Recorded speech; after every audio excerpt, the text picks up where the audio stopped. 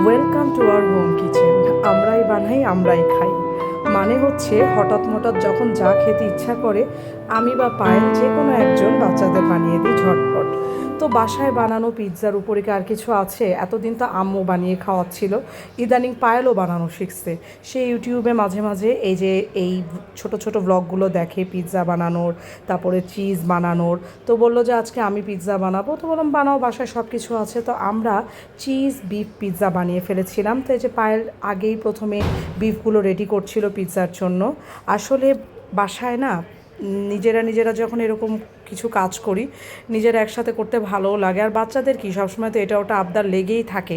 তো বাইরেরটা না সবসময় দেওয়াটা নিশ্চয়ই হেলদি না, সো এটা আনহেলদি হয়ে যায় দেখে আমরা বাসাতেই চেষ্টা করি যে এই ওদের আবদারগুলো মেটানোর এবং ওদের প্রিয় খাবারগুলো বানিয়ে দেওয়ার। পায়েল ডো রেডি করছিল, ডো রেডি করে রেখে দিয়েছিল, কিন্তু এটা যেটা ব্যাপার হয়েছিল ইস্টটা একটু কম হয়ে যাওয়াতে ডোটা তেমন একটা ফুলেনি, যার জন্য পরে দিয়ে পিৎজার যে ক্রাস্টটা সেটা একটু মানে শক্ত বেশি হয়ে গিয়েছিল। তারপর যাই হোক টেস্ট হয়েছিল, টেস্টটা খারাপ হয় নাই।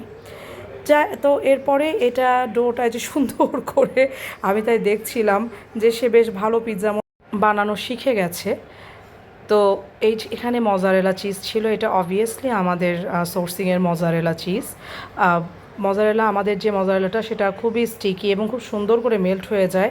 আমি এখানে আনারস খাচ্ছিলাম আর ওর পিৎজা বানানো দেখছিলাম। সত্যি বলতে ভালো লাগছিল, যখন হাজব্যান্ড কোনো কিছু বানিয়ে খাওয়ায় সেটা দেখতেও কিন্তু আসলে ভালো লাগে। তো মেয়েরা তো খুবই খুশি যে বাবা পিৎজা বানাবে। তো মজারেলা গ্রেট করে নিবে এখন। আর এই মজারেলাটা ভীষণ টেস্ট, একদম পিওর খাঁটি দুধের, সো সবাই খুব নিশ্চিন্তে এটা ব্যবহার করতে পারে। স্পেশালি আমাদের বেশিরভাগ কাস্টমারই হচ্ছে বাচ্চারাই মজারেলা চিজটা বেশি পছন্দ করে, ওদের টিফিনে দেওয়া লাগে। আর আমার তো অনাইজার জন্য সবসময় মজারেলা থাকেই। আর এখানে গজা বানিয়েছিল হচ্ছে আম্মু এত সুন্দর মিষ্টি, তারপরে কেক, মানে বেকিং, এগুলো আইটেম এত ভালো পারে। পিৎজা সবসময় আম্মুই আমাদেরকে বানায় খাওয়ায়, আর আম্মু এত মজার পিৎজা আমাদেরকে বানিয়ে খাওয়ায়, আমাদের আর অন্য পিৎজা আসলে সত্যি কথা বলতে বাইরের পিৎজা এখন খুব কম ভালো লাগে।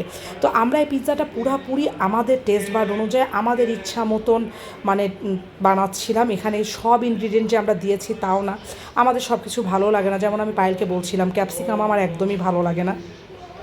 তো যাই হোক ক্যাপসিকাম এগুলো সব বাদ সাদ দিয়ে আমরা জাস্ট সস, তারপরে যেটা না দিলেই না, সস, চিজ, বিফ মানে মিট, এগুলো দিয়ে বানায় ফেললাম। আর সত্যি কথা বলতে পিৎজা খুবই মজা হয়েছিল। আপনাদের কোনটা ভালো লাগে বলেন তো? আসলে রেস্টুরেন্টের পিৎজার একটা আলাদা স্বাদ, এটা ঠিক। ওরা একটু কীভাবে যেন বানায় ওইটা আমরা পারি না বাসায় সবাই। ওদের আসলে পুরো টেকনিকটাই আলাদা থাকে, ওদের সাথে আমাদের বানানোটা ঠিক মিলবে না। তারপর অনেকে ইউটিউব দেখে ট্রাই করে, তারা হয়তো পারে। আর আমি তো পিৎজা এখন ওইভাবে বানাইতে পারিও না। যাই হোক পায়েল বানায় দিচ্ছে, খাইছি, এটাই মজা। তো সত্যি কথা বলতে পিৎজাটা খুব মজা হয়েছিল। যদি ক্রাস্টটা একটু নরম থাকতো তাহলে জিনিসটা আরও ভালো লাগতো। তো লাস্ট মুহূর্তে যে গার্নিশিংয়ের পালা, উপরে সস দিয়ে, তারপর একটু অনিয়ন দিয়ে, এরপর হচ্ছে বিফগুলো দিয়ে দিবে। বিফগুলো আগে থেকে বিট লবণ, তারপর একটু গরম মশলা, সয়া সস দিয়ে মনে হয় মাখিয়ে রেখেছিল Payel. I am not sure, আমাকে বললো বাট আমি ভুলে গেছি।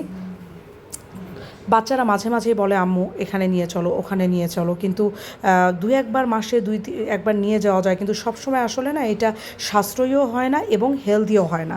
তো বাসায় যদি এরকম ইনগ্রিডিয়েন্টগুলো থাকে আপনারা ট্রাই করবেন, ভালো লাগবে। আর এখন তো ভীষণ গরম পড়েছে, অসম্ভব গরম, গরমে আসলে এগুলো ভালোও লাগে না সবসময় বানাতে। তারপর ওই দিন ওর বাবা বলল ওরা যখন বারবার চাচ্ছে আমি একটু ট্রাই করি না কেন, কারণ এটা একদম ফ্রাইডের আগের দিন ছিল, মানে বৃহস্পতিবার ছিল। আমরা মানে বৃহস্পতিবার রাতটা ভালো এই জন্য উদযাপন করলাম পিৎজা দিয়ে, আমাদের সময় কাটলো। আর পরের দিন তো বোনের বাসায় ঘুরতে যাব, আমি ওদিকে গোছগাছ করছিলাম আর এদিকে পায়েল এটা বানাচ্ছিল। যাই হোক পিৎজাটা খুবই মজা হয়েছে। আজকে এই পর্যন্তই।